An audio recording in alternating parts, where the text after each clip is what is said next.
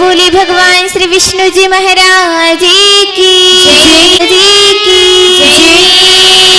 प्रेम से बोली भगवान श्री कृष्ण चंद्र जी महाराज की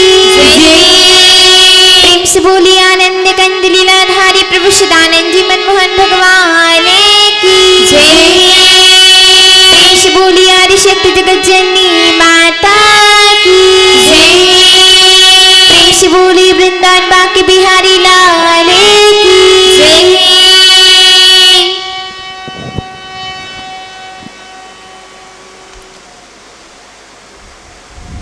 प्रेम से बोलिए श्री सद्गुरुदेव जी महाराज की। प्रेम से बोलिए परम पिता परमेश्वर की जय। प्रेम से बोलिए भगवान श्री विष्णु जी महाराज की जय। प्रेम से बोलिए भगवान श्री रामचंद्र जी महाराज की जय। प्रेम से बोलिए भगवान श्री कृष्णचंद्र जी महाराज की जय। प्रेम से बोलिए आनंद कंद लीलाधारी प्रभु सांजी मनमोहन भगवान की जय। सत्यमेव जयते नानृतम। ओम तत्सत। भगवत कृपा के परम सानिध्य में आज हम आप सभी लोग हरि मंदिर, वास्तव में भगवान जो सबके पापों को हरता है, हरि मंदिर के इस पावन प्रांगण में उपस्थित होकर के जीव के कल्याण के लिए भागवत सत्संग इसका लाभ ले रहे हैं। आज इस कार्यक्रम का चौथा सत्र है। इसके पश्चात 3 सत्र और होंगे। आज हम लोग, क्योंकि ये कार्यक्रम सत्संग का है, कथा में और सत्संग में अंतर क्या है? कथा, उसमें भगवान की लीलाएं होती हैं, लीलाएं लोग सुनते हैं, सुनाते हैं, और वो स्वर्ग तक देने वाली है। लेकिन वास्तव में कथा से ऊपर सत्संग होता है। सत्संग यानी भगवान विष्णु जी, राम जी, कृष्ण जी, इनकी लीलाएं नहीं, इनके उपदेश जो उन्होंने जीव को मानव जीवन की मंजिल प्राप्त करने के लिए भगवान ने ज्ञान दिया, तत्व ज्ञान दिया। जो भगवत प्राप्ति के जिज्ञासु हैं उनको भगवान ने अपने रूप का दर्शन कराया। ऐसे उपदेश जो हैं वो सत्संग के अंतर्गत आते हैं और वही सदग्रंथ कहलाता है। हम आप कुछ भी लिख दें वो लेख है, लेख, उपन्यास, कोई ऋषि महर्षि कुछ लिख देंगे तो वो ग्रंथ कहलाता है। लेकिन भगवान की वाणी जहाँ है, भगवान की वाणी जहाँ कहीं है, वो ग्रंथ नहीं है, वो सदग्रंथ है, क्योंकि वही सत्य का प्रमाण है। सत्य का प्रमाण संसार में अगर कोई लेगा क्या है, तो दूसरा कोई नहीं है सत्य का प्रमाण। जो भगवान की वाणी है वो सत्य का प्रमाण है, इसीलिए उसको सदग्रंथ कहते हैं। और ये जो सत्संग है ये सदग्रंथ पर आधारित होता है। प्रेम से बोलिए श्री सदगुरुदेव जी महाराज की। ये सावन का महीना प्रारंभ हो गया है। कई लोग सावन के महीने में शिव भक्ति में लीन होंगे। कई लोग बोल बम कांवर लेके जाते हैं, अपने अपने स्तर से जिसका जैसा भाव है पूजन अर्चन करते हैं।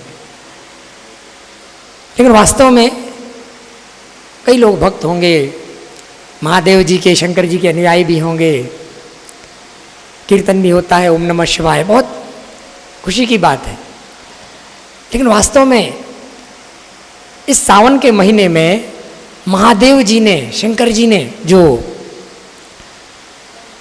पार्वती जी को एक उपदेश दिया, वो उपदेश कितना गूढ़ था कि कैलाश पर्वत पर नहीं दिया, कैलाश पर्वत से दूर मानसरोवर में ले जा करके, और वहां भी गुफा में। हम लोग आज उसको रखेंगे कि वास्तव में शंकर जी पार्वती जी को क्या बता रहे हैं। और गौर करना, ये जो स्टार्ट होता है ये पार्वती जी से नहीं, इसको पूरा अगर जानना होगा तो पार्वती जी के पिछले जन्म में जाना होगा, जब वो सती थी। और अगर गहराई से जानना होगा कि ये क्यों ये सामने आया, कैसे सामने आया, तब इसके लिए भरद्वाज जी और याज्ञवल्क्य जी, शायद आपने मानस में सुना होगा कि मानस क्या है। मानस जो है ये शंख का समाधान है। किस किस के बीच में? गरुण और काकभूषुंडी जी। गरुण पूछ रहे हैं, काकभूषुंडी जी बता रहे हैं। पार्वती जी और शंकर जी, पार्वती जी पूछ रही हैं, शंकर जी बता रहे हैं। और भरद्वाज और याज्ञवल्क्य जी, भरद्वाज जी पूछ रहे हैं, याज्ञवल्क्य जी बता रहे हैं। याज्ञवल्क्य मुनि परम विवेकी, भरद्वाज राखे पद टेकी। भरद्वाज मुनि याज्ञवल्क्य जी के पास जाते हैं, प्रणाम करते हुए पूछते हैं। सोचिए, भरद्वाज जी साधारण ऋषि नहीं, स्वयं भगवान उनके यहाँ ठहरे। भरत जी गए तो वो भी ठहरे। भरद्वाज जी इतने बड़े, वो साधारण नहीं थे, बहुत बड़े वैज्ञानिक। भरद्वाज जी बहुत बड़े रिसर्च करने वाले वैज्ञानिक थे। हमारे ऋषि महर्षि बहुत बड़े वैज्ञानिक हैं। आज वैसा वैज्ञानिक कोई नहीं। ये जो आप लोग सुनते हो ना, टेस्ट ट्यूब बेबी, परखनली पुत्र, सुने होंगे परखनली पुत्र, इसका इन्वेंशन किसने किया? परखनली पुत्र का खोज किसने किया? भरद्वाज जी ने। भरद्वाज जी गंगा में नहा रहे थे, वीर स्खलित हुआ तो उन्होंने सोचा अपमान ना हो, पत्ता तोड़ा, दोना बनाया, आप लोग बनाते होंगे ना, कांटा सीक लगा करके दोना बनाया और उसमें रख लिए। कुटिया में ले गए, रिसर्च किए तो एक पुत्र हो गया। उन्होंने माहौल दिया, एक पुत्र हो गया। भरद्वाज जी ने सोचा कि इसका नाम क्या रखें, क्योंकि दोने में हुआ है। संस्कृत में दोने को द्रोण कहते हैं, द्रोण। उस बच्चे का नाम उन्होंने द्रोण रख दिया और वो बड़ा होकर के आचार्य बन गया। द्रोणाचार्य कौन थे? परखनली पुत्र थे। The first test tube baby in the history of this world. Dronacharya परखनली पुत्र थे और भरद्वाज जी ने उनको उत्पन्न किया था। सोचिए, इतने बड़े वैज्ञानिक, टेस्ट ट्यूब बेबी का इन्वेंशन करने वाले, उसी आधार पर, उसी टेक्नोलॉजी पर लोगों ने आज सब इन्वेंशन किया है। लेकिन मूल बात है कि इतना ज्ञान होने के बाद भी, इतना रिसर्च करने के बाद भी उनको अहंकार नहीं। वो पूछने के लिए याज्ञवल्क मुनि के पास जा रहे हैं, ये बड़ी बात है। और प्रणाम करते हुए, उनको कोई अहंकार नहीं। और क्यों जा रहे हैं? पहले जो ऋषि महर्षि थे, शंका समाधान। आज तो लोग संकोच करते हैं, लेकिन शंका समाधान मस्ट था, ये कर्तव्य था। किसी भी संत महात्मा का ये पहला कर्तव्य होता है कि कोई भी जो साधारण जिज्ञासु है, वो आगे बढ़ रहा है धर्म में, मानव जीवन के लक्ष्य प्राप्त करने, मुक्ति मोक्ष में, तो उसकी शंकाओं का समाधान करना ये उसका कर्तव्य है। इसीलिए व्यवस्था देते थे शंका समाधान की। आपका भाई भी इसीलिए व्यवस्था देता है कि शंका समाधान प्राप्त कर सकते हैं। और जगह कार्यक्रम होता है, कुर्सी माइक दिया जाता है कि शंका समाधान प्राप्त कर सकते हैं। यहाँ व्यवस्था, यहाँ मंदिर समिति की व्यवस्था है, तो कक्ष में ये व्यवस्था की गई है शंका समाधान, सुबह 10 से 11। तो ये कर्तव्य था शंका समाधान, क्योंकि शंका समाधान से लेवल पता चलता है कि कौन किस लेवल में है और उस लेवल से उसको आगे बढ़ना है। जो जिस लेवल में है उसको बढ़ाना अपने स्तर से। अब इतने लोग बैठ के सुनते हैं, अब कौन किस स्तर का है? तो जो जिस लेवल में हो, जो जिस कक्षा में है, धर्म में आगे बढ़, उसी स्तर से ऊपर उठे। शंका समाधान से ये होता है, इसीलिए शंका समाधान जरूरी था। भरद्वाज जी पहुंचे और भरद्वाज जी याज्ञवल्क मुनि से पूछ रहे हैं। क्या पूछ रहे हैं? प्रणाम पाती करते हुए वो कह रहे हैं कि आप तो वेदों के ज्ञाता हैं, मेरा एक शंका है। नाथ एक संसव बड़ मोरे, करगत वेद तत्व सब तोरे। अब वेदों के ज्ञाता हैं, मेरी एक शंका है, और साधारण शंका नहीं है। साधारण शंका क्या होती है? ये भौतिक सांसारिक, जो टीवी में देखते हो ना, भौतिक प्रश्न पूछ रहे हैं, सांसारिक प्रश्न पूछ रहे हैं, नाशवान पदार्थ के लिए, उसको शंका नहीं कहते हैं। बड़ी शंका क्या होती है?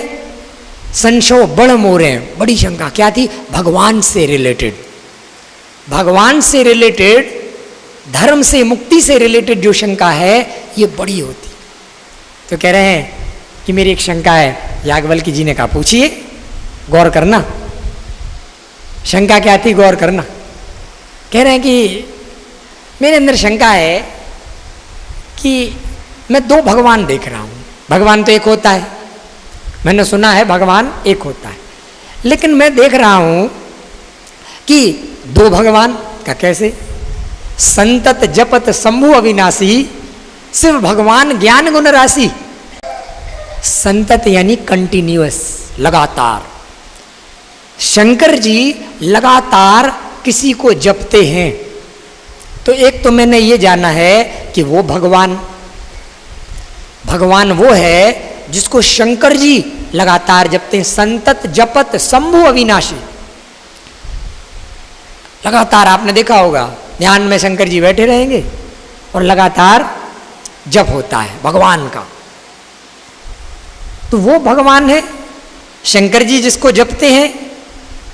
या फिर एक मैं देख रहा हूं, एक राम अवधेश कुमारा तिनकर चरित विदित संसारा।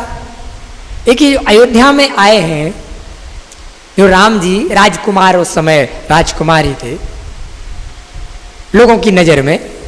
तो ये इनको भी लोग भगवान कह रहे हैं। तो ये भगवान है कि वो भगवान? देखिए शंका, देखिए कितना जेन्युइन, भगवान से रिलेटेड, कि मुझे समझ में नहीं आ रहा है ये भगवान है या वो भगवान है। शंकर जी जिसको जपते हैं उसको भगवान कहें या राम जी को? आज तो हम लोग राम जी को भगवान कई लोग मान रहे हैं, कई लोग जान रहे हैं, पूज रहे हैं। राम जी का मंदिर बनाने के लिए बहुत हो हल्ला हो रहा है, दंगा हो रहा है। लेकिन उस समय राम जी किसी के समझ में नहीं आ रहे थे, वो भगवान है ये सबके समझ में नहीं आ रहे थे। और तो छोड़ दीजिए, साधारण लोग, स्वयं भरद्वाज जैसे ऋषि जिनके यहाँ भगवान आए ठहरे, वो भी समझ नहीं पा रहे कि ये भगवान कैसे, इनको भगवान क्यों कह रहे। तो ये भगवान को समझना, जब भगवान सामने होते हैं ना, भगवान को समझना ये साधारण बात नहीं है। एक तो होता है साधारण मोह, एक मोह होता है साधारण, एक होता है महामोह। महामोह क्या होता है? भगवान समझ में ना आए। ये गरुड़ को भी हुआ था ये कंफ्यूजन। गरुड़ ने कहा कि देख रहा हूं लोग कह रहे हैं कि भगवान का अवतार होता है, यानी राम जी अवतार लेके आए, लेकिन प्रभाव तो दिख ही नहीं रहा कि ये भगवान कैसे। नारद जी गरुड़ से बोले कि महामोह उपजा और तोरे, मिट ही न बेग कहें खगमोरे, मेरे से नहीं मिटेगा महामोह। वही महामोह संसार में जो होता है ना, वो मोह ममता होता है। लेकिन भगवान सामने और समझ में ना आए उसको महामोह कहते हैं। और उस महामोह को वो साधारण स्तर से दूर नहीं होगा। वो कैसे दूर होगा? वो दूर होगा ज्ञान से, वो तत्व ज्ञान से दूर होता है। वो कहते हैं ना, बंदव गुरुपद कंज कृपा सिंधु नर रूप हरि, महामोह तम पुंज जासु वचन रवि कर निकर। ये मोह, ये जो माया वाला ममता वाला मोह है ना, ये तो साधारण है। ये तो भगवान आएंगे ना तो वो बोनस है, वो मोह दूर होना, वो मोह दूर हो जाएगा। लेकिन महामोह, ये कह रहे हैं कि बंदव गुरुपद कंज, अभी आपने गुरु पूर्णिमा मनाई ना, वो भगवान जब आते हैं ना, गुरु सदगुरु हो करके, जैसे कृष्ण जी जगत गुरु, राम जी परम गुरु, तो भगवान जब आते हैं ना तो ये मोह दूर नहीं करते हैं। मोह दूर करना उनका काम नहीं, ये तो बोनस में अपने आप दूर हो जाएगा। सूर्योदय होता है तो जैसा भी रात्रि हो, चाहे साधारण रात्रि हो, अमावस पूर्णिमा की हो चाहे अमावस का, दूर होना है। पूर्णिमा की भी का भी अंधेरा, वो भी दूर होना है। अमावस का अंधेरा है तो भी दूर होना है सूर्योदय से। ऐसे ही ये मोह है ना, ये तो दूर होना ही होना। लेकिन महामोह दूर करता है वो भगवान, इसीलिए सदगुरु हो करके आता है। ऐसे नहीं है ये दो, बंदव गुरुपद कंज कृपा सिंधु नर रूप हरि, वो नर रूप में भगवान आएगा।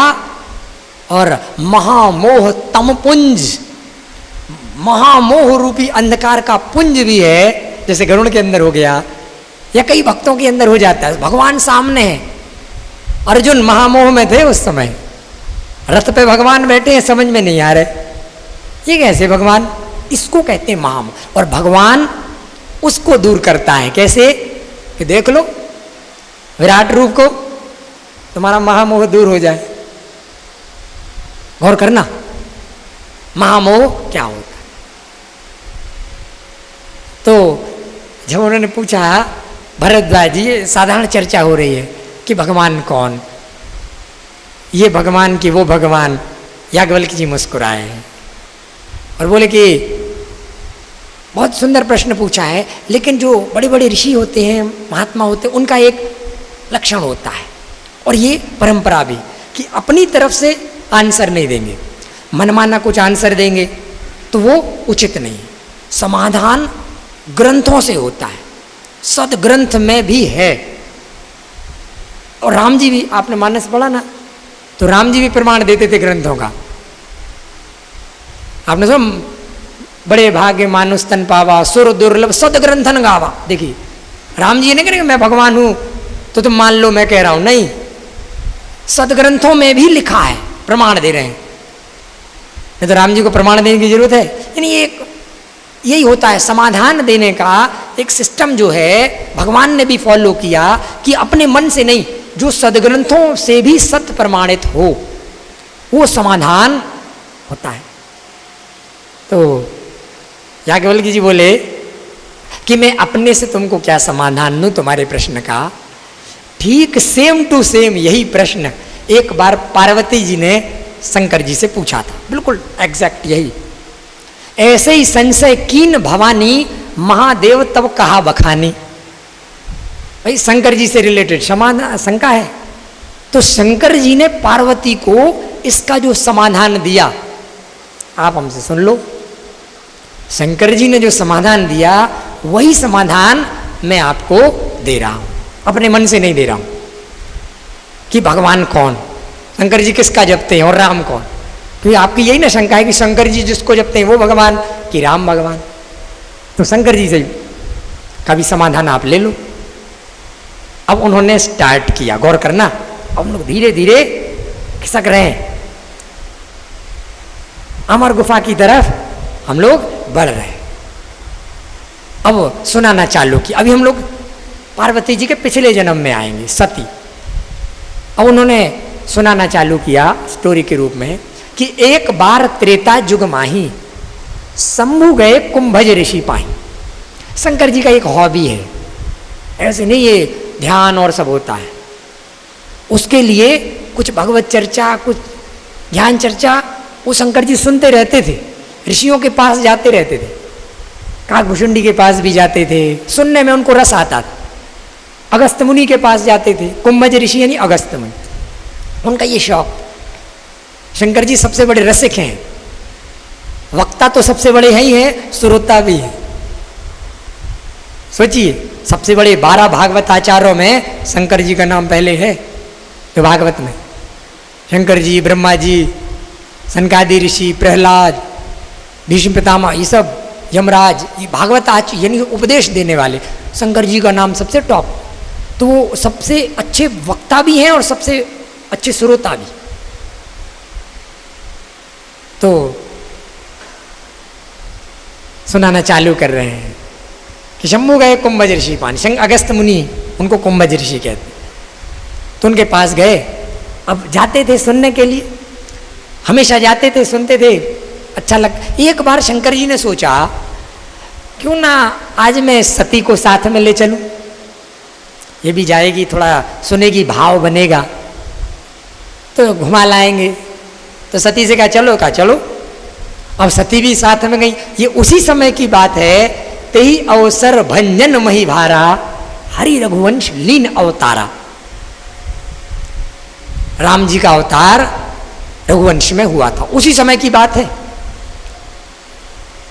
और शंकर जी और सती बैठ के सुन रहे हैं, अगस्त मुनि सुना रहे हैं। तो अगस्त मुनि इशारे इशारे से, डायरेक्ट नहीं, क्योंकि भगवान जब अवतार लेकर के आते हैं ना तो बड़ा गोपनीय रूप से सब लीला होती है, सबके सामने भगवान उजागर नहीं होती। धर्म की स्थापना करनी है ना, लेकिन इशारा किया कि भगवान आ गए हैं, ऐसी ऐसी लीला हो रही।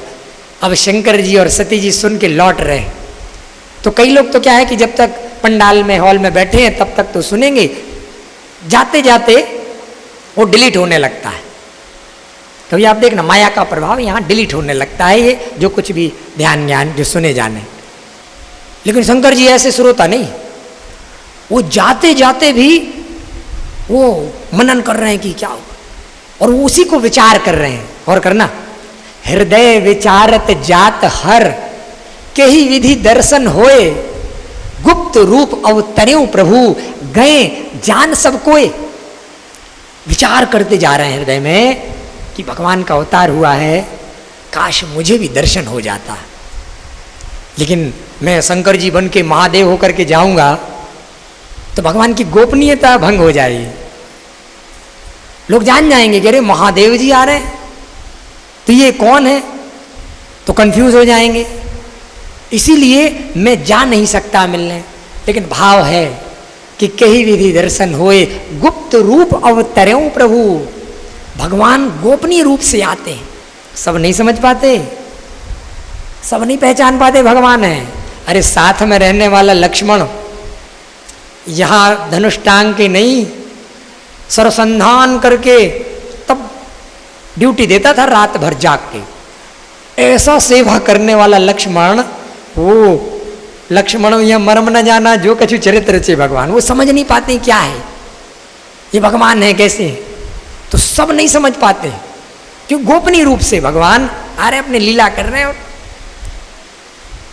शंकर जी सोच रहे हैं काश मुझे भी दर्शन हो जाए, लेकिन कैसे हो, अभी विचार चल ही रहा है। और करना, और शंकर जी जैसे जो इतने बड़े भाव, जिनका इतना भाव शंकर जी का भाव में मगन है, और उनके विचार चल रहे हैं हृदय में कि दर्शन हो।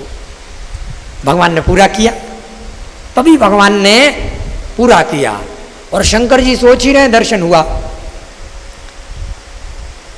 कैसा दर्शन हुआ, राम जी और लक्ष्मण जी दोनों सीता जी को ढूंढ रहे हैं, वही लीला हो रही थी।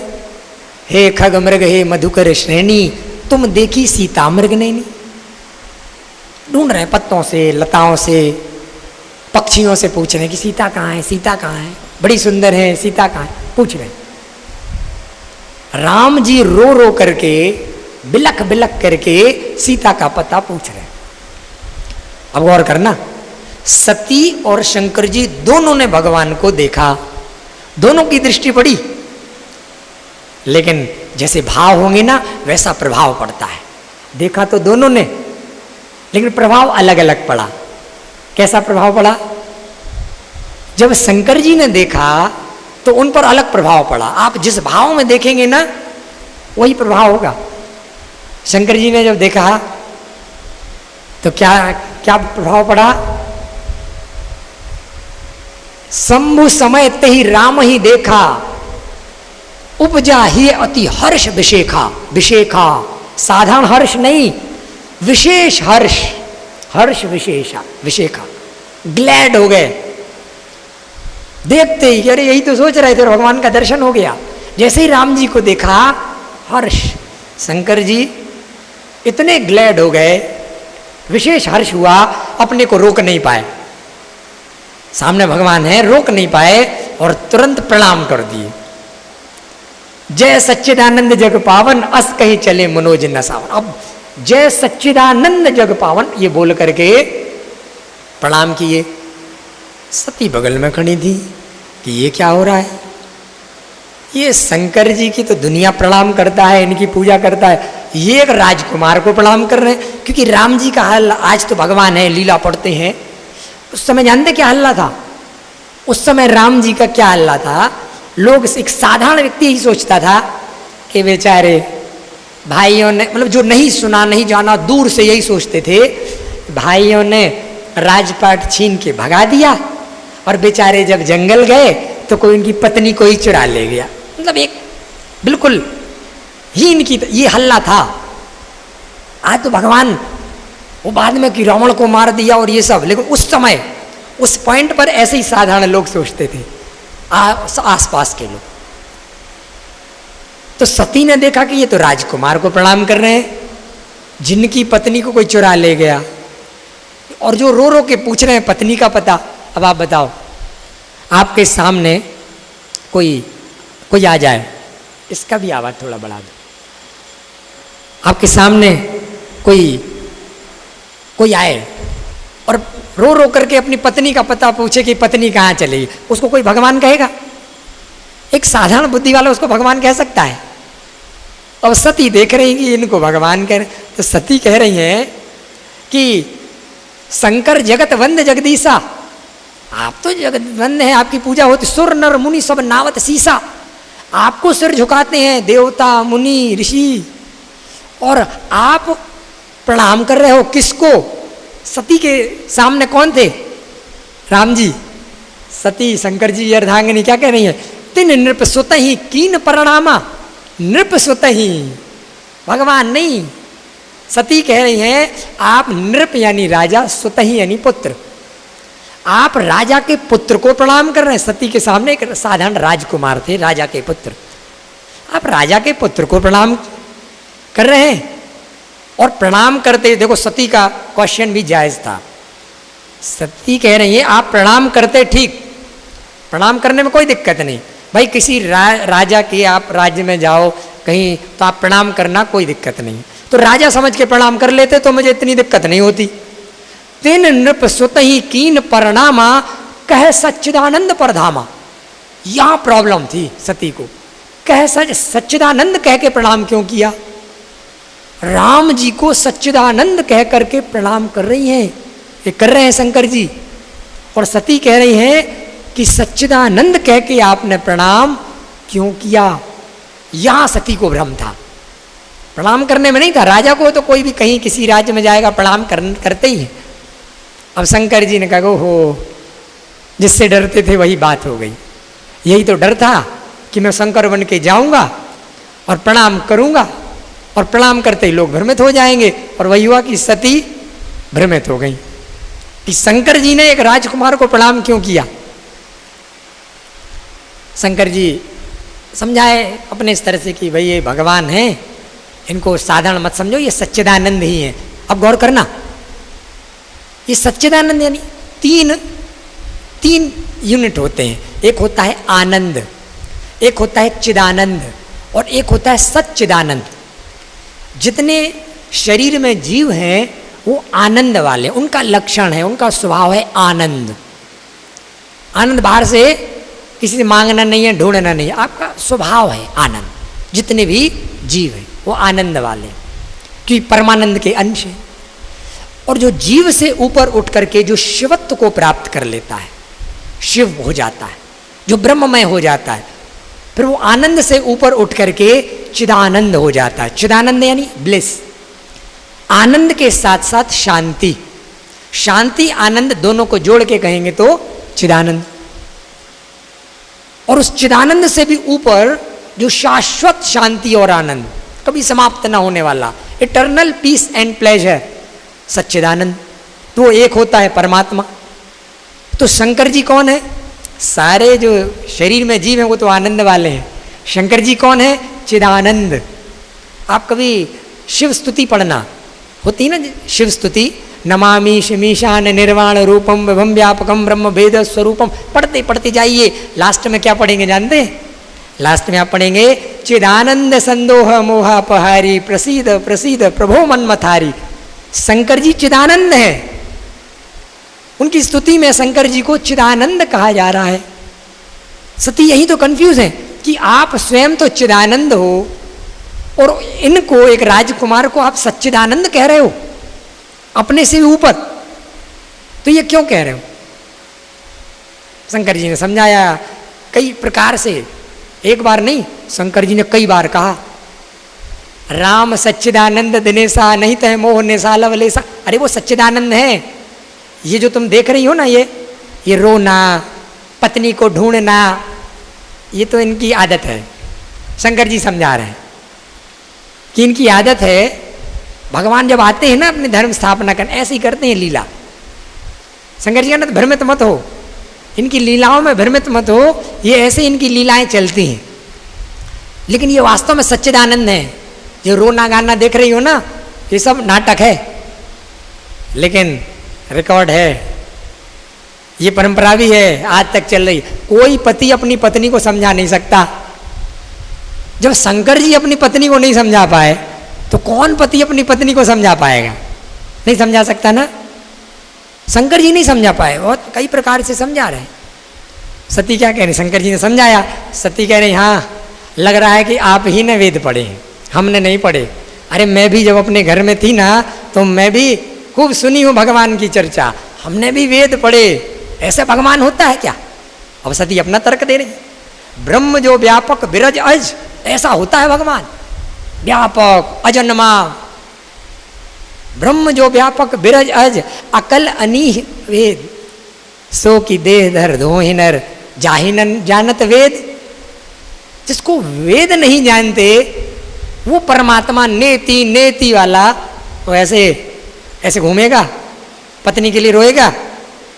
अब सती अपना तर्क दे रही हैं। शंकर जी ने कहा क्या करें, बड़ी प्रॉब्लम, पत्नी समझ तो सकती नहीं है पति से। तो कहा कि एक काम करो।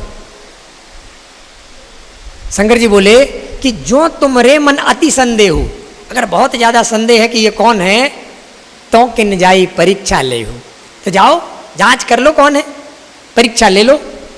सती ने कहा ठीक, मैं परीक्षा लूंगी। शंकर जी बोले तुम तो देवी हो ना, कोई भी रूप धारण कर सकती हो, अपने स्तर से परीक्षा ले लो। सती ने सोचा कि अब परीक्षा लेने निकल गई, और करना।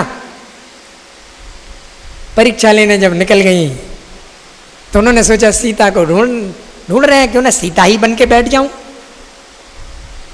सीता बन के बैठ जाऊंगी, सीते सीते करके आएंगे, पता चल जाएगा कौन है। पूरा गेटअप सीता वाला, पूरा मेकअप बिल्कुल सीता वाला, और राम जी ढूंढते ढूंढते वहीं बैठ गई कि हमको देखेंगे। अब राम जी तो राम जी हैं। सती कपट जाने उसुर स्वामी, सब दर्शी सब अंतर्यामी हो, परमात्मा अंतर्यामी होता है, ये सब तो उसका खेल है। तो राम जी सती को देखकर कह रहे हैं, जो सीता बनी है, कि सती इतने घनघोर जंगल में अकेली बैठी हो, ये शंकर जी दिखाई नहीं दे रहे आसपास। कह रहे हैं शंकर जी, कहो बहोर कहाँ वृष के तू, विपिन अकेली फिर ही कही हेतु, किस कारण से इस घनघोर जंगल में अकेली घूम रही हो? वृष के तू यानी शंकर जी कहाँ है? सती ने अपना गेटअप देखा कि मैं तो सीता बनी हूं, ये पहचान कैसे रहे, ये कैसे पहचान जा रहे कि मैं सती हूं, मैं तो सीता हूं। अब सती घबरा गई कि ओहो गलत जगह पंगा ले लिया।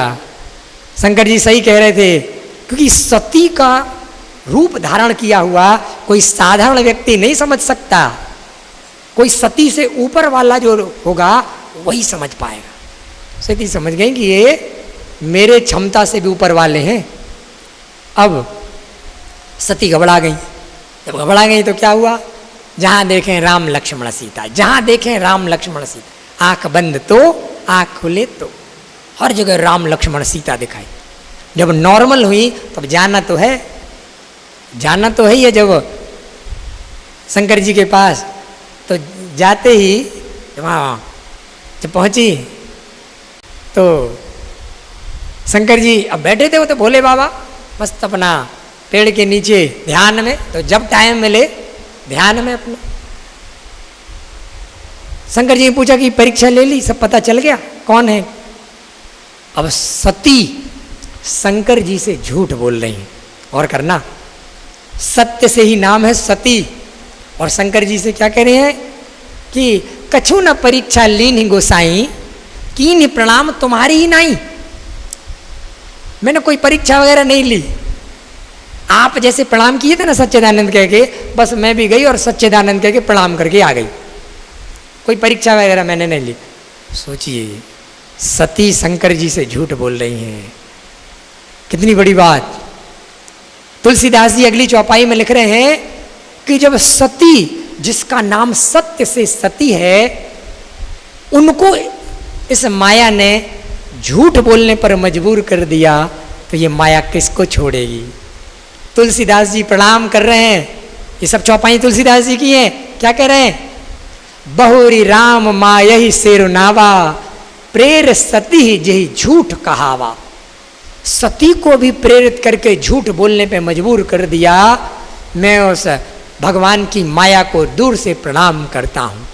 तुलसीदास जी कह रहे हैं बहुरी राम माया ही सिर नावा, मैं सिर नवाता हूँ दूर से।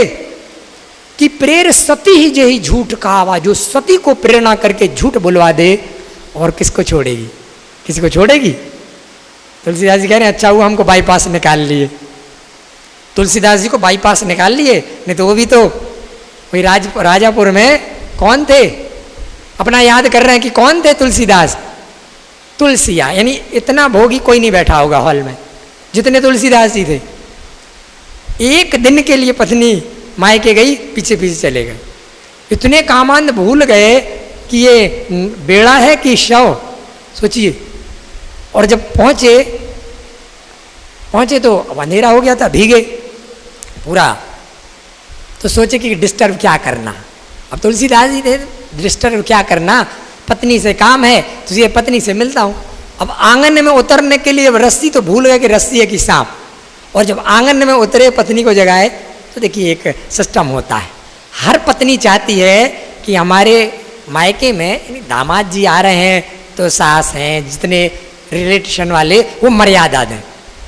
ये दामाद जी को चिंता नहीं होती, पति को इतनी चिंता नहीं कि हम क्या, पत्नी को ज़्यादा टेंशन रहती कि हमारे मायके में इनका सम्मान बना रहे, होती है ना।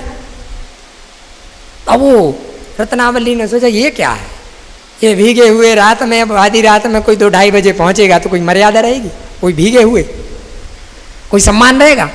फटकार लगाई, ये आसक्ति ये चाम में है, ये राम में हो जाती। और करना, तुलसीदास जी उस फटकार को समझ गए, पत्नी की फटकार, पत्नी की फटकार तुलसीदास जी समझ गए, और वही तुलसिया से संत शिरोमणि तुलसीदास हो गए।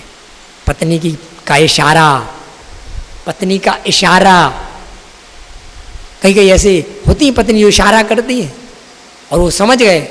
याद रखना, इशारा समझना बड़ी बात होती है, और जो इशारा समझ जाता है वो तो तुलसीदास बन जाता है, और जो इशारा नहीं समझ पाता है उसका क्या हाल होता है जानते, अपयश मिलता है। अपयश कैसे, हंसी का पात्र होता है। एक प्रसंग से समझना, एक दामाद जी, यानी विवाह हुआ, पति पत्नी, पत्नी तो थोड़ा पढ़ी लिखी थी, जो पति था वो थोड़ा सा मोटी बुद्धि का था, मेहनत जितनी करवा लो लेकिन बुद्धि कम थी। बोलने से तो पता चल जाता है कौन विद्वान कौन मूर्ख। अब पत्नी ने खूब मायके में जा कर के प्रशंसा के खूब पुल बांध दिए कि हमारे पति इतने बुद्धिमान, इतने इंटेलिजेंट। लेकिन पत्नी अंदर ही अंदर सोच रही थी आएंगे और बोलेंगे तो सब पोल खुल जाएगा। तो उसने प्लानिंग बनाया कि बोलने नहीं देना, इनको गांव में घूमने नहीं देना, बैग पैक करके रखना है। अब लेने आ रहे थे पहली बार, तो कहा कि आए, भोजन करो और तुरंत निकल जाना है, ना बैठने देना है ना बोलने देना, नहीं तो पूरा पोल खुल जाएगा। पुल तो खूब बांधे हैं और सब पोल पट्टी हो जाएगी। अब वो दामाद जी आए, अब बैठे, तो अब दामाद जी आएंगे तो कोई रोटी थोड़ी ना खिलाएगा। अरे ससुराल में जब दामाद जी जाएंगे तो कोई रोटी खिला, अरे पूड़ियाँ बनी, गरम गरम पूड़ियाँ दामाद जी को खिलाओ, पहली बार आए हैं। अब पूड़ियाँ बनी तो अब छोटी छोटी गोल गोल, कोई भंडारा तो है ना कि बड़ी बड़ी लगा दो, सेक दो, रख दो मोटे मोटे, तो छोटी छोटी गोल गोल पूड़ी दामाद जी के लिए बन रही हैं। अब उनको जब परोसा गया तो वो मेहनत करने वाले किसान, अब देखिए ये छोटी छोटी पूड़ी, एक कौर में एक पूड़ी खाएं, एक पूड़ी एक कौर में। अब पत्नी ने कहा कि ओहो, यही तो डर रहे थे और भेद खुल गया।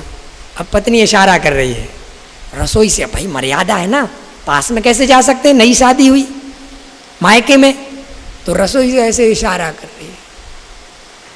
यानी उसका इशारा था कि कम से कम एक के दो तो कर लो, 2 टुकड़े कर लो, थोड़ी तो नाक बची रहेगी। और वो ऐसे ऐसे कर रही थी, पति देख रहा है ये क्या इशारा कर रही है, और ऐसे ऐसे करी। तो पति ने सोचा कि ये 2-2 कह रहे, अभी एक एक खा रहे थे, वो 2-2 खाने लगे। अभी एक एक खा रहे थे पूड़ी, अब 2-2 पूड़ी खाने लगे। हंसी के पात्र हो गए ना। जो इशारा समझ जाता है ना, तुलसीदास जी पत्नी की फटकार वो इशारा समझ गए, संत शिरोमणि बन गए। और जो इशारा नहीं समझता है यही हाल होता है। याद रखना, इशारा समझना बहुत जरूरी है। और वो इशारा कहीं से भी हो सकता है। वो इशारा कोई भी दे सकता है, पत्नी दे सकती है, पति दे सकता है, कोई रिश्तेदार दे सकता है, कोई मित्र दे सकता है, कोई भी। वो भगवान जब इशारा करना होगा ना तो किसी ना किसी के थ्रू इशारा करवा लेगा आपको। इशारा को समझना पड़ेगा। कहते ना, आपने ग्रंथ पढ़े होंगे कि समझदार के लिए तो इशारा काफी है और मूर्ख के लिए ज्ञान का भंडार का। इशारा समझना। आपका छोटा भाई यहाँ बैठा है ना, तो बीच बीच में प्रसंग तो चलेगा, ज्ञान का इशारा भी होता जाएगा, ज्ञान का इशारा भी होता जाएगा, उसको समझना पड़ेगा। ज्ञान का इशारा समझना पड़ेगा, क्योंकि एक स्वभाव भी होता है ना कि पंडित लोग, ब्राह्मण लोग, उनको इशारा करना बहुत अच्छे से आता है। पंडित जो होते हैं वो इशारा करने में माहिर होते हैं। और वो समझने की बात है। और आप लोग तो समझ ही लोगे, बुद्धिजीवी। अरे वो बुढ़िया समझ गई थी पंडित जी का इशारा, जानते ना। वो अम्मा ने सोचा, एक बुढ़िया ने, कि न्योता करना है, अकेली हूँ, कितने लोगों को भोजन कराऊंगी, एक ही पंडित को बुला लेती हूँ, सस्ते में निपटेंगे और अकेले बना भी लूँ। अब पंडित जी को बुलाए, खूब सारे आइटम बनाए, अकेले को तो खिलाना है। अब सब कुछ तो बना लिया, पंडित जी खाने बैठे, अम्मा बैठ गई हवा करने, पंडित जी जे हो खाओ खाओ। अब पापड़ बनाए, तले थे तो पापड़ रखे पीछे। पंडित जी देख रहे हैं कि पापड़ रखे हैं थाली में, परोस ही नहीं रही। वृद्ध महिला भूल गई पापड़ पर। अब खाते खाते खाना आधा हो गया, पापड़ परोस ही नहीं। पंडित जी इशारा किए कि अरे अम्मा जानती हो, अभी हम जब यहाँ आ रहे थे ना, तो हमने देखा इतना लंबा सांप। कितना लंबा? बस हमारी थाली से वो पापड़ की थाली तक। याद दिला दिया कि पापड़ की थाली रखी। अम्मा ने कहा अरे पापड़ तो परोसे ही नहीं। बस पंडित जी काम हो गया, इशारा समझ गए, पापड़ आ गए थाली में, हो गया न्योता। प्रेम से बोलिए श्री सदगुरुदेव जी महाराज की। याद रखना, अम्मा थी वो बुढ़िया, समझ गई इशारा। आप लोग भी समझते जाना बीच बीच में। शंकर जी बैठे हैं और सती शंकर जी से झूठ बोल रही हैं कि कोई परीक्षा नहीं ली, आपने जैसे प्रणाम किया मैं भी। शंकर जी ने सोचा ऐसा हो नहीं सकता, मैंने इसको इतना समझाया था तब तो ये मानी नहीं, और अब कह रही है कि कोई परीक्षा नहीं। अब शंकर जी ने दिव्य दृष्टि से, आपने देखा हो ना शंकर जी का फोटो, यहाँ एक आंख बना रहता। वो आंख सबके पास है, सबके पास है वो आंख, लेकिन वो आंख बंद है, सबका आंख बंद है। और शंकर जी के जो उपदेश है ना, वो सारे उपदेश जो जाते हैं ना, उसका लक्ष्य ये आंख खोलना है। शंकर जी की फोटो में आप इस आंख को तो बंद देखोगे, लेकिन ये आंख खुली देखोगे, ये खुली रहती है। ये दिव्य दृष्टि कहलाती है, दिव्य दृष्टि। और यही दिव्य दृष्टि जब खुलती है तभी दीक्षा होती है। दीक्षा मतलब दिखाना, दर्शन। गुरु का काम इतना होता है, उपनयन, इसी को उपनयन भी कहते हैं। ये खुल जाए उसी का नाम है उपनयन संस्कार। तो ये उपनयन कहलाता है। तो शंकर जी के सारे उपदेश इसीलिए हैं कि दिव्य दृष्टि खुले। और शंकर जी ने अपनी दिव्य दृष्टि से देखा कि अरे ये सती ने तो सीता का रूप धारण कर लिया, राम मेरे पिता है, सीता माता है, माता के रूप में देख रहे। शंकर जी ने तुरंत संकल्प ले लिया, शिव संकल्प कीन मन माही, ए तन सती भेंट अब नाही। और जानते क्या विचार करके? तुलसीदास जी ने, ये सावन का महीना है, सावन के महीने में सिर्फ जल चढ़ाने से काम नहीं चलेगा। शंकर जी ने जो सिखाया है ना, वो धारण करना पड़े।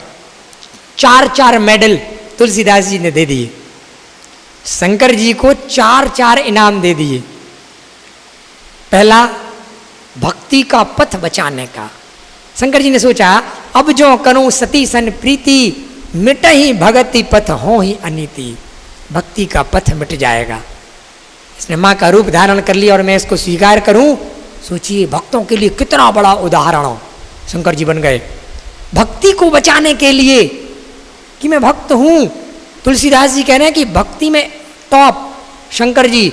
दूसरा इनाम, आप लोग व्रत रखते हो ना, 16 ये सावन सोमवार, 4 सोमवार हो, कई लोग माताएं व्रत रखते हैं सावन सोमवार, कई लोग 16 सोमवार भी करते हैं। अपने अपने मैंने व्रत रख सब लोग रखते हैं। व्रती आप लोग जानते हैं सबसे बड़ा व्रती कौन?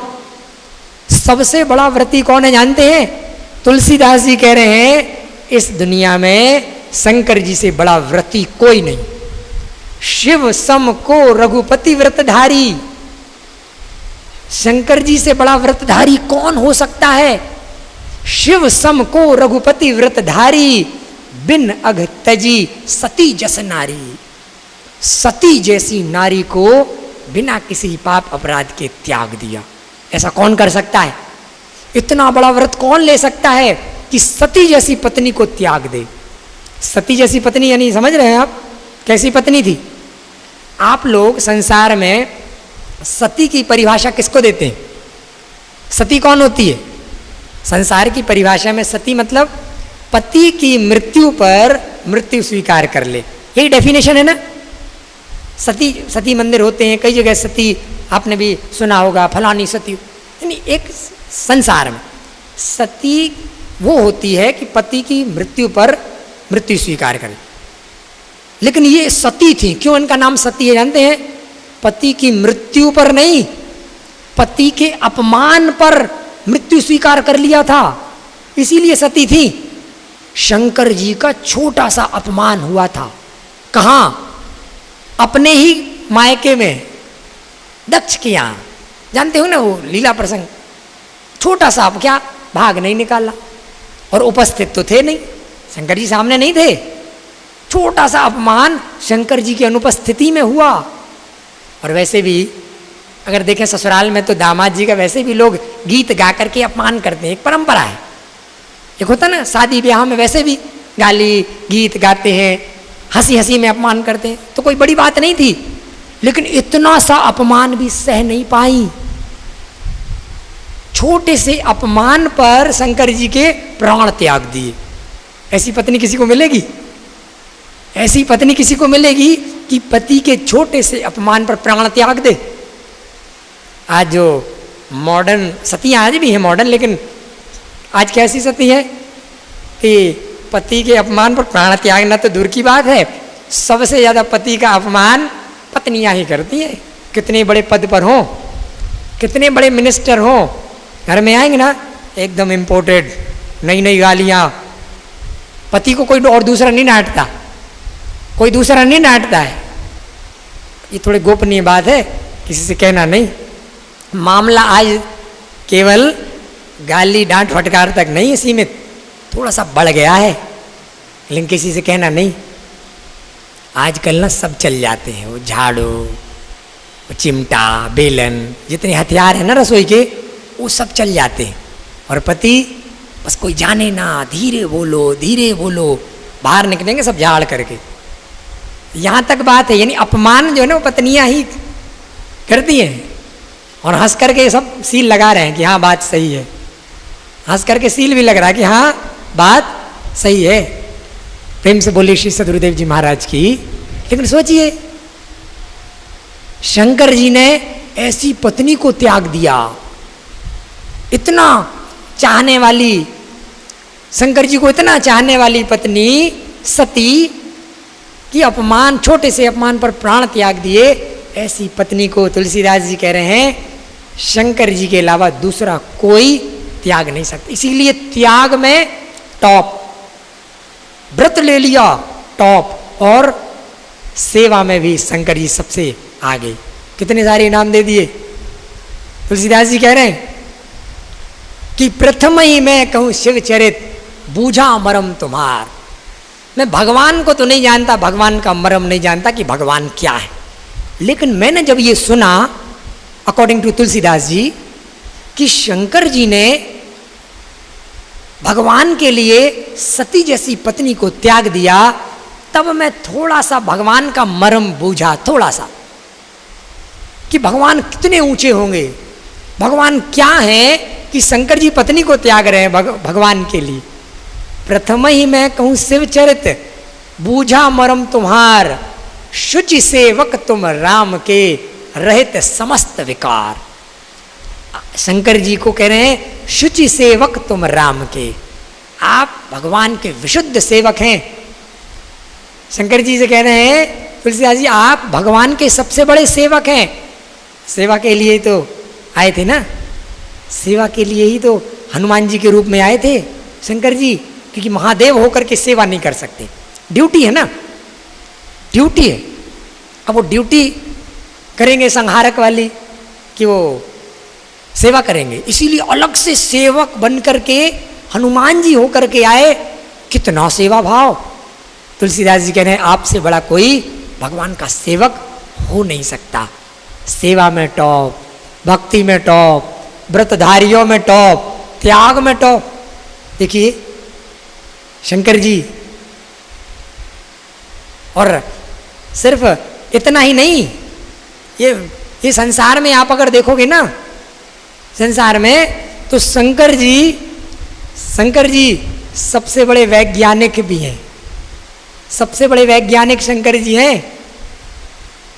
और अगर देखा जाए अध्यात्म, क्योंकि जितने अस्त्र शस्त्र हैं ना उन्हीं की टेक्नोलॉजी से बनते हैं, जितने अस्त्र शस्त्र उन्हीं ने इन्वेंशन किया, अभी भी उन्हीं के सूत्रों से बनते हैं। जितना मेडिसिन जो मेडिकल विभाग है ना वो रिसर्च करता है कि मनुष्य के धड़ पर हाथी का सिर लगा दिया, ये कौन सी टेक्नोलॉजी है। वो वहाँ पर टेक्नोलॉजी में जाते हैं और वो सब खोज कर लेते हैं, यहाँ से ले जाते हैं। भारत जो ये कहते हैं ना कई लोग, भारत को विश्व गुरु बनाना है। भारत को विश्व बनाना क्या है, भारत तो विश्व गुरु है ही है, विश्व गुरु है ही है, लेकिन गुरु होता है ज्ञान से। जब ज्ञान आगे करेंगे ना तो गुरु है, और ज्ञान को दबा दीजिए, दान को आगे कर दीजिए। तो दान को आगे कर देंगे तो क्या होगा, बस यही हो गया।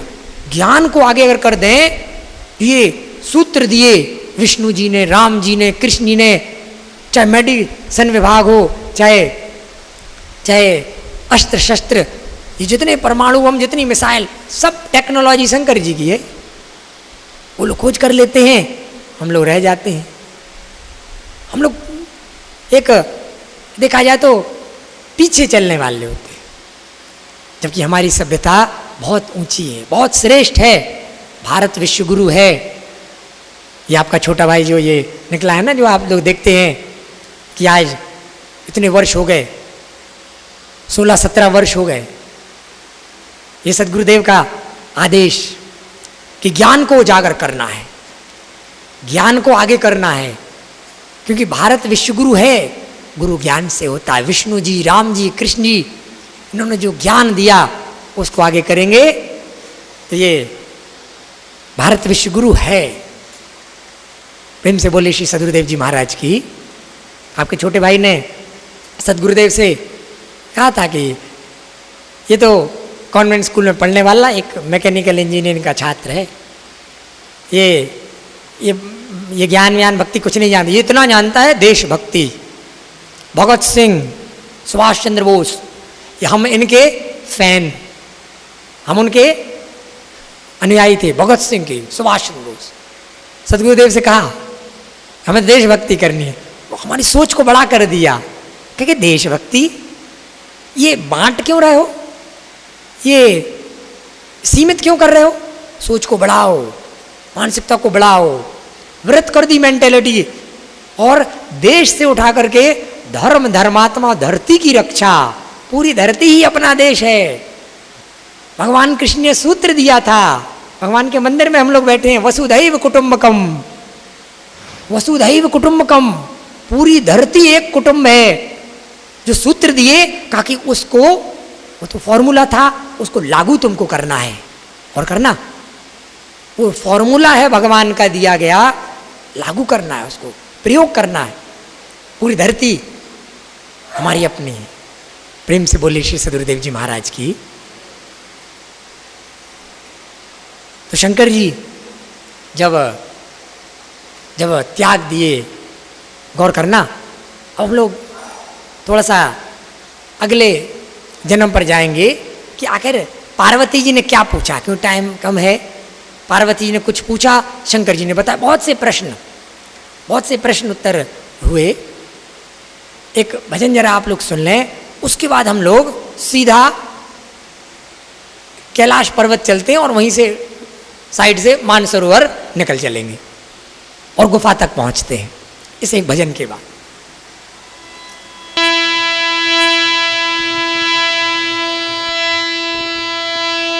प्रेम से बोली भगवान श्री विष्णु जी महाराज की,